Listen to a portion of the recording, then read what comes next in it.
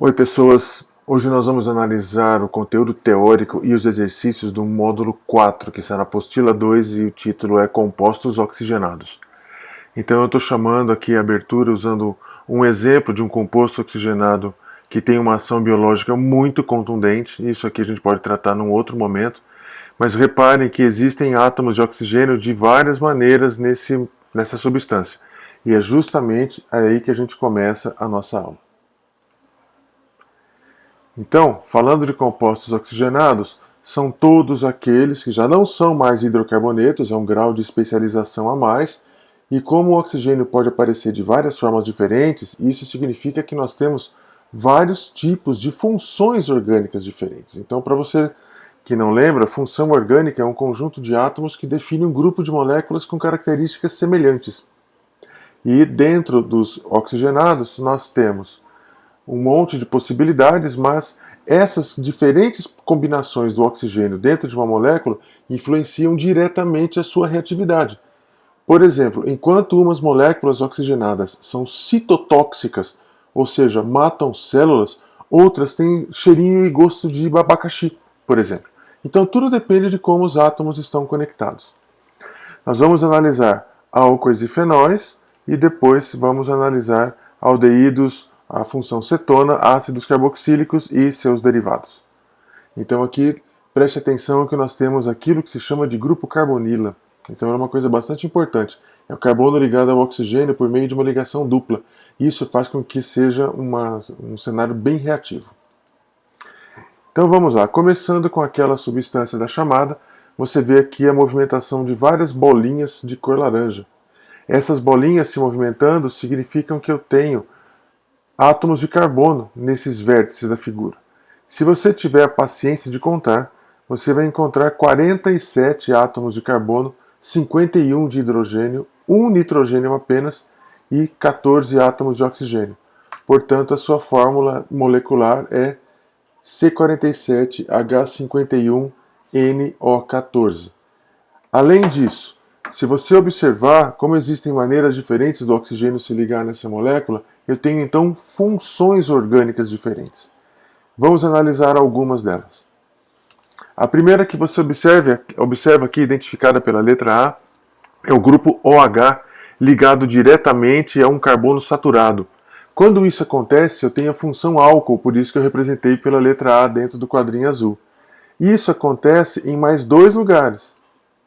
Nessa posição, onde aparece o grupo OH ligado a um carbono saturado. Então, o A está abaixo do grupo OH para indicar onde ele está ligado.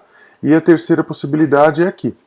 Então, existem três funções do tipo álcool nessa molécula. Muito bem. Só que não tem só isso, né? Eu tenho a função cetona, identificada pela letra C, e você observa um carbono ligado a um oxigênio por ligação dupla e ligado a dois carbonos ao mesmo tempo. É tudo isso que caracteriza a função cetona. E só tem um exemplar de função cetona nessa fórmula. Ainda, aqui eu tenho a função éster, que é um derivado de ácido carboxílico, onde você tem um grupo carbonila, ou seja, você tem a bolinha laranja ligada ao oxigênio por uma ligação dupla, carbono de um lado e oxigênio do outro. É fácil de identificar e tem mais. Tem outros exemplares desse na molécula. Tem mais um aqui, e tem mais um aqui, e tem mais um aqui. Então existem 4 exemplares da função éster nessa molécula. Tem mais duas funções para a gente analisar.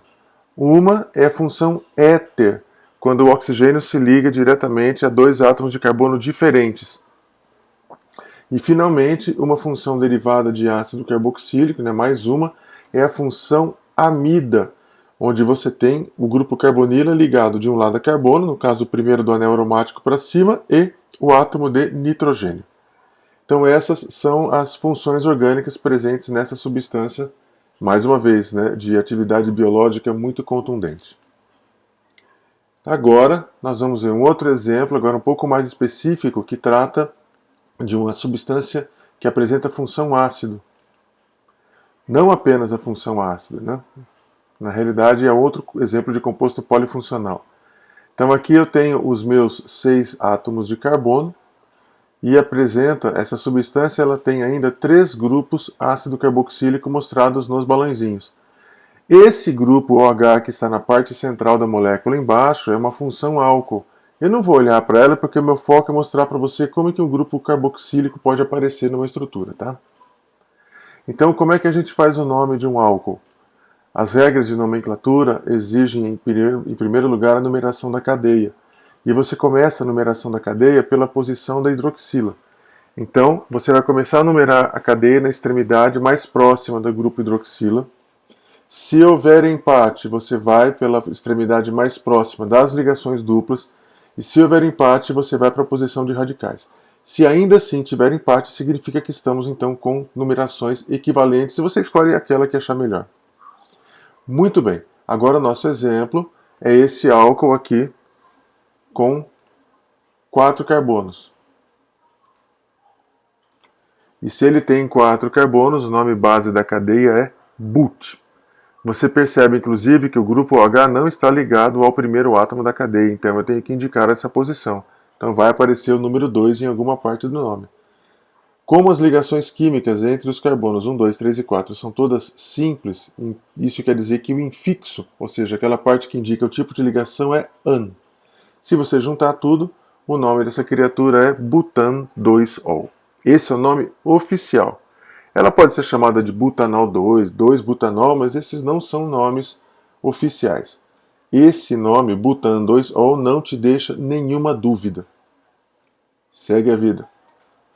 No caso dos aldeídos, aldeído é aquela substância que tem o grupo funcional carbonila na extremidade da cadeia, só que ligado a um hidrogênio, ao invés de ter 2 carbonos. A numeração é assim, você começa sempre no grupo funcional porque ele sempre está na extremidade. E depois as prioridades normais dos aldeídos. Então aqui tem um exemplo, essa substância se chama cinamaldeído, isso aqui naturalmente é um nome comum. Essa substância é o aroma artificial de canela. Essa molécula tem um radical bem específico, nessa cadeia aromática que você observa aqui do lado esquerdo, ela é o seu radical. Esse radical chama-se fenil. Então, não confunda, quando esse pedaço aromático está sozinho, ele se chama benzeno. Quando ele está conectado em alguma outra coisa, ele pode ser um radical e nesse caso ele se chama fenil. Então aqui eu tenho os 3 carbonos da minha estrutura, portanto o nome base dessa substância é propanal. Então eu tenho o grupo fenil ligado à posição 3 daqui, né, dessa molécula. Então o nome é 3-fenil, aí prop. Agora por que eu tenho que colocar esse 2N? Simples, porque existe uma ligação dupla entre os carbonos 2 e 3. Portanto, eu tenho que colocar dessa maneira. Agora no caso dos ésteres, eles como são produzidos normalmente a partir da reação de um ácido carboxílico com um álcool, isso aqui não é novidade para ninguém, nós temos 2 partes do nome. A que vem do ácido, onde você identifica a parte que vem do ácido, tira o nome base do ácido, tira o ico, né, o oico, e coloca oato. Identifica o restante do nome, que é a parte que vem do álcool, aí você vê o tamanho base dessa cadeia e coloca ila. Por exemplo, se você tiver uma parte que veio do álcool com 3 carbonos, a parte base do nome será prop. E aí você coloca o ila, que é específico dos radicais para ésteres, e aí eu tenho propila, por exemplo. Então vamos pegar aqui um exemplinho básico. Essa substância tem aqui as bolinhas em azul na parte que vem do ácido. Então isso se chama butanoato porque são 4 carbonos que vêm do ácido butanóico, então o nome base é butanoato.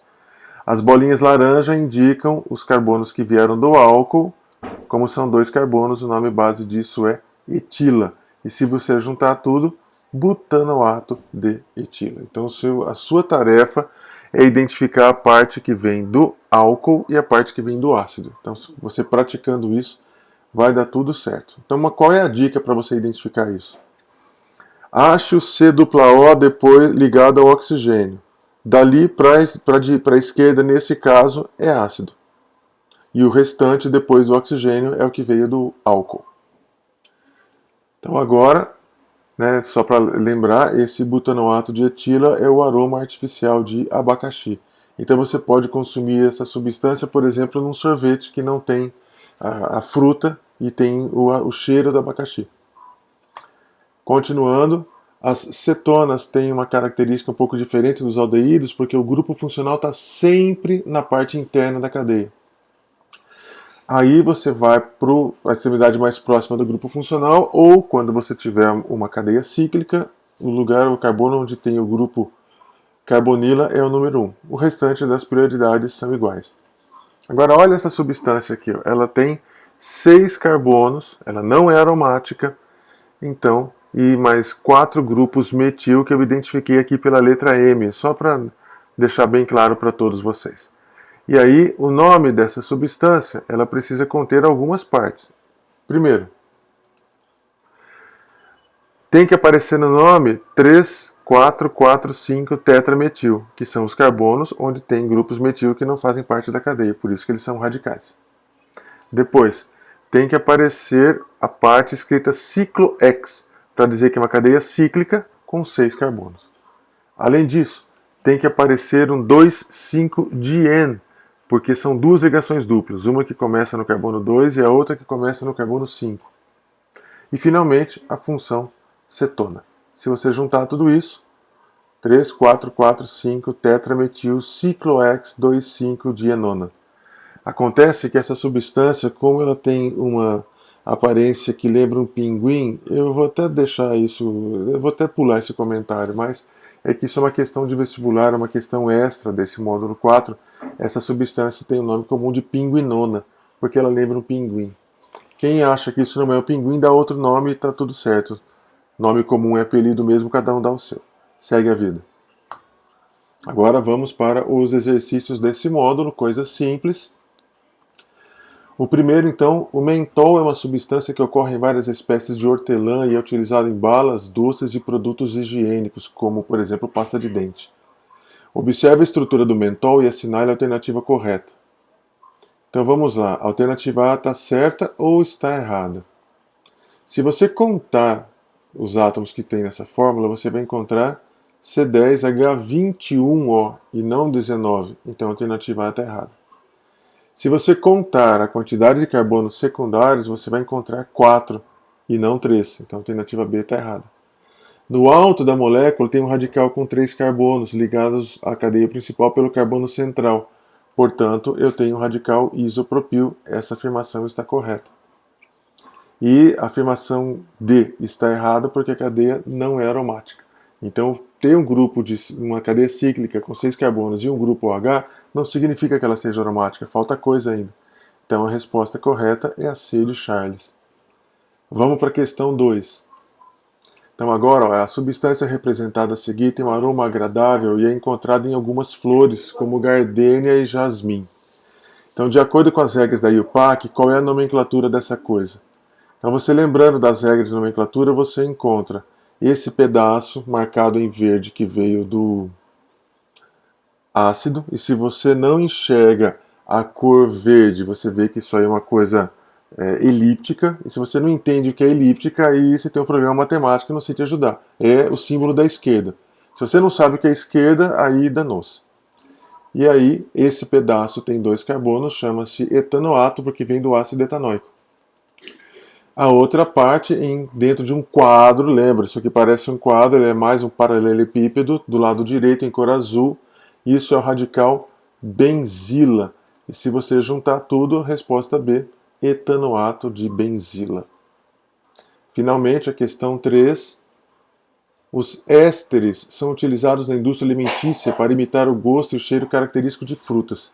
Já na natureza, são encontrados em essências de frutas, óleos, gorduras e ceras, como a cera de abelha, por exemplo. A reação de esterificação entre o ácido propanóico e o etanol resulta no seguinte produto orgânico representado a seguir. Aí a pergunta é, qual é o nome da coisa? Usando as regras de nomenclatura, você identifica a parte que veio do ácido, então como são 3 carbonos, isso é propanoato. A parte que veio do álcool é algo que tem 2 carbonos, chamado de etila, então nome propanoato de etila, resposta A.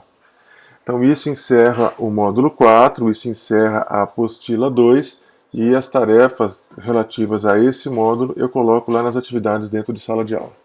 É isso aí, qualquer coisa, manda uma mensagem aí que eu estou à disposição para ajudar vocês. Um abraço, até mais.